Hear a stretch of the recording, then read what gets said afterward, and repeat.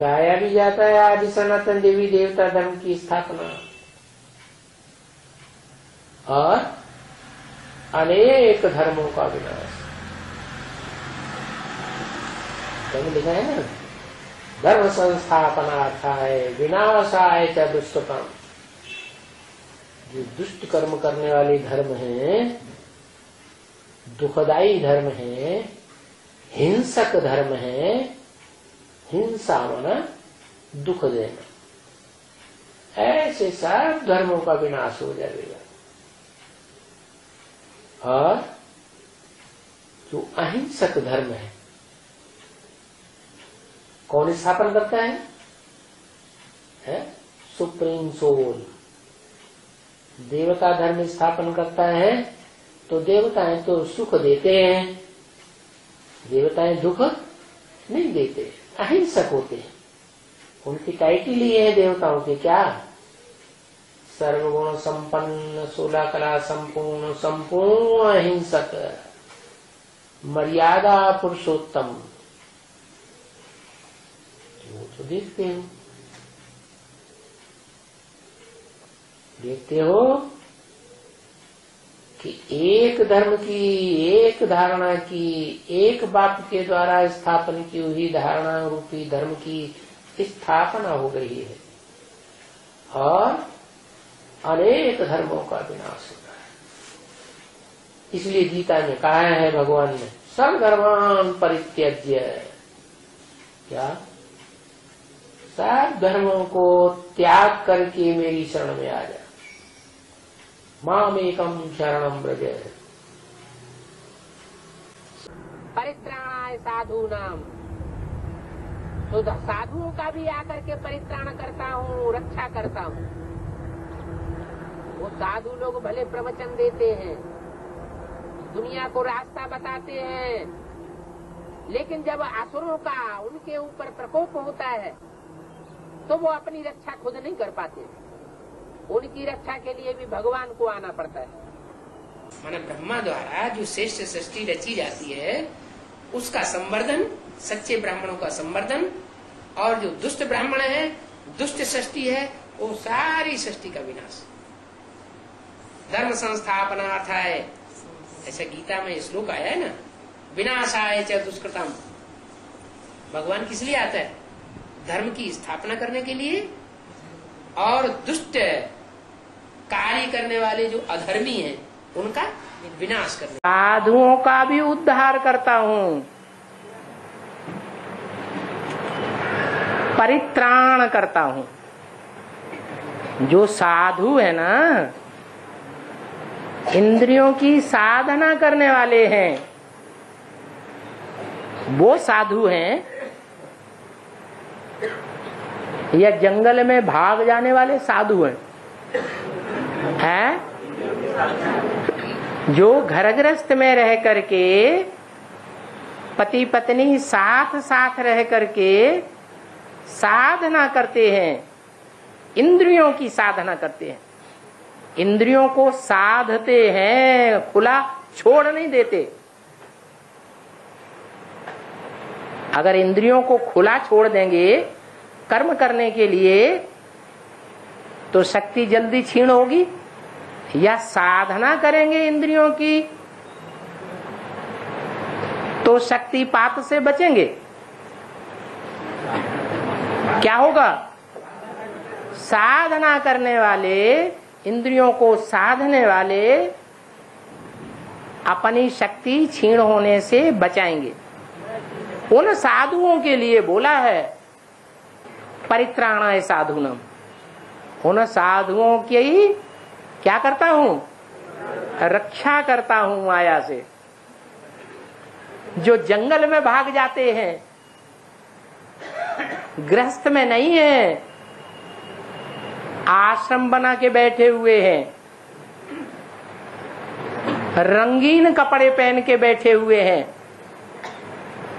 गृहस्थी है या सन्यासी है? सन्यासी है, उनके लिए नहीं बोला परित्राणाय साधूनाम विनाशाय च दुष्कृताम। क्योंकि जब तक दुष्कृत करने वालों का विनाश नहीं होगा तब तक जो अच्छा कार्य करने वाले हैं उनकी दुनिया सरसब्ज नहीं बनी रहेगी। गीता में लिख दिया है संभवामि युगे युगे, क्या मैं हर युग में आता हूं। अरे उसका अर्थ ये भी तो हो सकता है युगे युगे माने दो युगों के बीच में आता हूं। कब आता हूं? युगे युगे माने कलयुगे और सतयुगे दोनों के मध्य में आता हूं। लेकिन उनकी खोपड़ी जो विकारी है उसने उल्टा अर्थ लगा लिया, विकारी अर्थ लगा लिया। क्या कि भगवान हर युग में आता है। तुलसीदास ने भी लिख दिया कल्प कल्प लगी प्रभु अवतारा।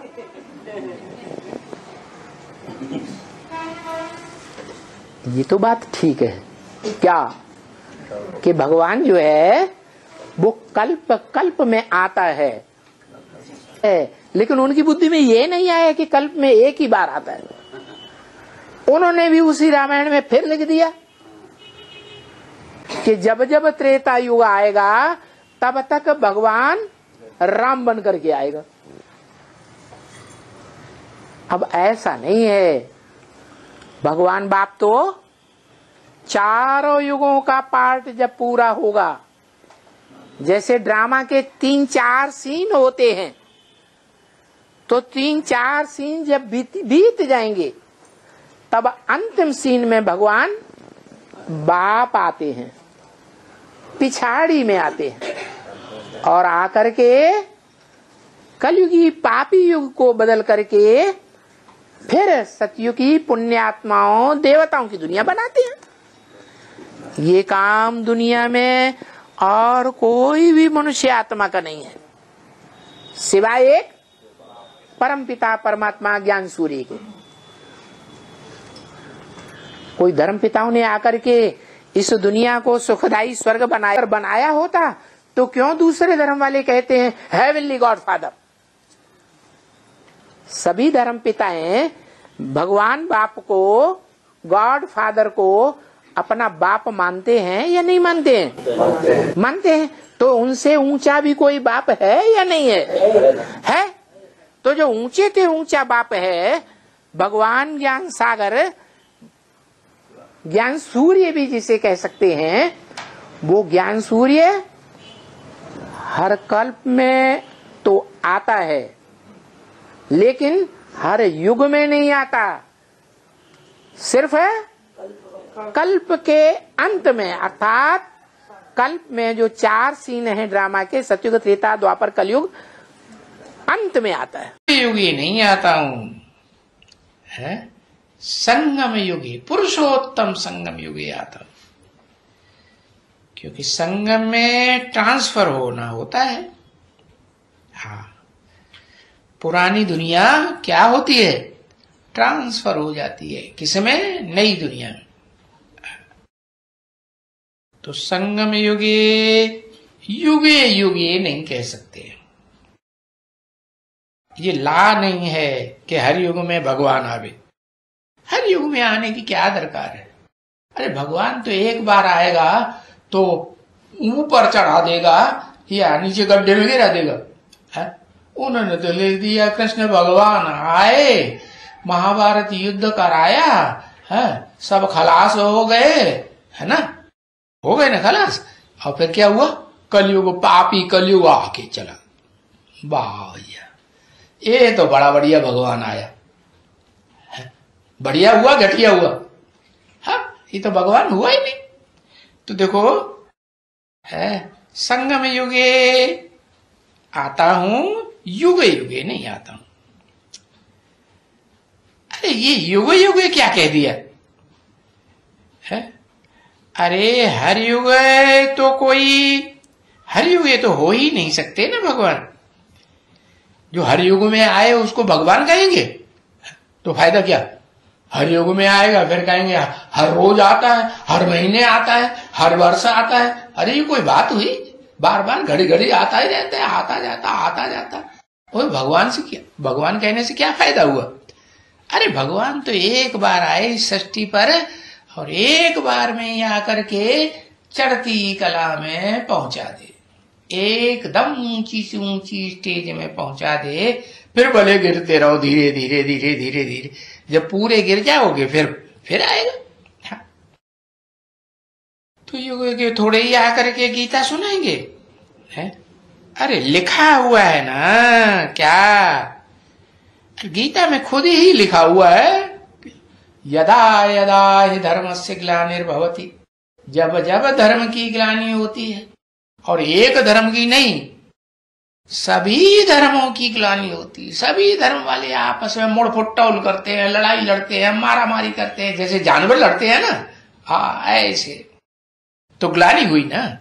हाँ तो युग युगे कहेंगे, तो युग युगे थोड़े ही गीता आकर सुनाएंगे या राजयोग सिखाएंगे।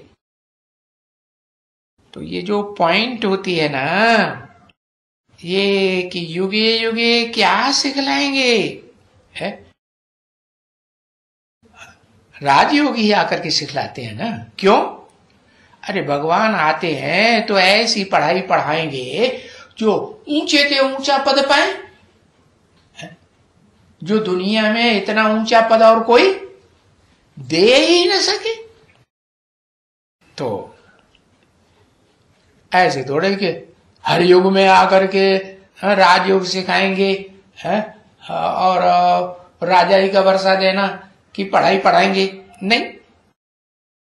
तो बाप ने कहा है मैं कल्प के संगम युगे आता हूं। तो कल्प क्या हुआ? कल्प किसे कहेंगे है? जब इस सारी दुनिया का काया कल्प हो जाए। अरे ये जो सड़े हुए शरीर है ना, तो सारी दुनिया के, चाहे देव आत्माएं हो, मनुष्य आत्माएं हो, राक्षस हो, है पशु पक्षी हो, कीड़े मकोड़े हो, सब के शरीर बदल करके क्या हो जाए?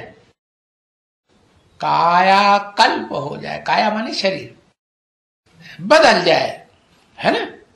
तो उसको कहते हैं कल्प। कल्प माने चारों युगों के मेल को कहेंगे कल्प, और उसमें संगम युग भी जुड़ा ही हुआ है।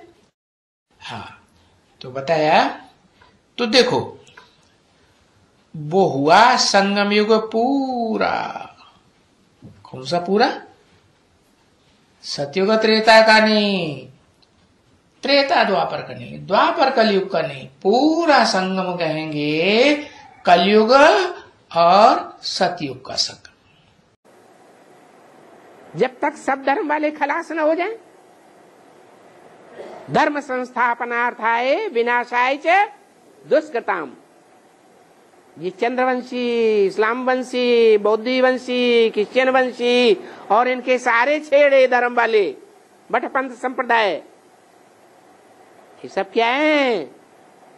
दुष्कृताम, दुष्कर्म करने वाले हैं। क्यों? क्योंकि ये कर्म अकर्म और विकर्म की गति बताने वाले बाप को नहीं पहचानते, बाप की श्रीमत को नहीं जानते। बाप जो कायदे कानून बताता है, उन कायदे कानून को जानते भी नहीं, मानते भी नहीं और चलते भी नहीं। तो ज्यादा पापी बनते हैं या कम पापी बनते हैं? ज्यादा पापी बनते हैं, इसलिए सूक्ष्म शरीर भूत प्रेत बनते हैं। चाहे वो चंद्रवंशी ब्रह्मा वाले वंशी हो, चाहे इस्लाम वंशी हो, चाहे क्रिश्चियन वंशी हो, चाहे बौद्धी वंशी हो, सारे ही भूत प्रेत बनेंगे। और भूत प्रेत कौन बनते हैं? अकाले मौत में जो मरते हैं, जिनकी हत्याएं होती हैं, वो सब क्या बनते हैं? भूत प्रेत बनते हैं। भगवान कब आवेगा? है गीता में लिखा है धर्म संस्थापनार्थाय विनाशाय च दुष्कृतम। दुष्टतम माने पाप करने का युग कौन सा होता है? जहां पाप ही पाप होते हैं। हर मनुष्य आत्मा से पाप ही पाप बनते रहते। तो नरक में आएगा या स्वर्ग में आएगा? जरूर कहेंगे जब घोर नरक होता है तब ही बाप आते हैं नरक को स्वर्ग बनाने के लिए। फिर भी कहते हैं नहीं नहीं, यहां कैसे आवेगा? अभी तो 40,000 वर्ष पड़े हैं। जैसे गीता में कहा है, मैं किस लिए आता हूँ? धर्म संस्थापनार्थाय, धर्म की स्थापना करने के लिए आता हूँ। विनाशाय च दुष्कृताम, और जो दुष्ट कर्म करते हैं, दुष्ट धर्मों को, दुष्ट धारणाओं को धारण करते हैं, उनका विनाश करने के लिए आता हूँ। तो स्थापना होती है ब्रह्मा और पालना होती है विष्णु के द्वारा, और विनाश होता है शंकर के द्वारा। बाकी शंकर कोई स्थूल विनाश नहीं कराता है, न स्थूल मूसल इन्वेंट कराता है। ये तो ब्राह्मणों की दुनिया में जो विधर्मी फैले हुए हैं, दूसरे दूसरे धर्म की आत्माएं रावण, कुंभकर्ण, मेघनाथ जैसे ब्राह्मण बनकर के घुसी हुई हैं, उनका विनाश कराने के लिए आता है। विनाश कराने का मतलब ये नहीं है कि वे पूरी तौर से शारीरिक रूप से नष्ट हो जाएंगे, नहीं, उनका पद का विनाश हो जाएगा। वो सूर्यवंशी जो ऊंचे से ऊंचे वंश है पहली पीढ़ी का, उसमें वो पद प्राप्त नहीं कर सकेंगे। पद नहीं प्राप्त कर सकेंगे तो नीचा पद पाएंगे, प्रजा पद पाएंगे, दास दासी का पद पाएंगे, चांडाल का पद पाएंगे। और पद का विनाश हो जाएगा तो नीची नजर से देखे जाएंगे। जो भी नई किंगडम स्थापन हो रही है, उनमें उन सब विधर्मियों को दास दासी बनना पड़े, चांडाल का पद प्राप्त करना पड़े, 4th क्लास प्रजा में आवेंगे। ब्राह्मण बने हैं, ब्रह्मा की औलाद बने हैं, तो फर्स्ट किंगडम में आ तो सकते हैं, लेकिन पद नीचा हो जाएगा।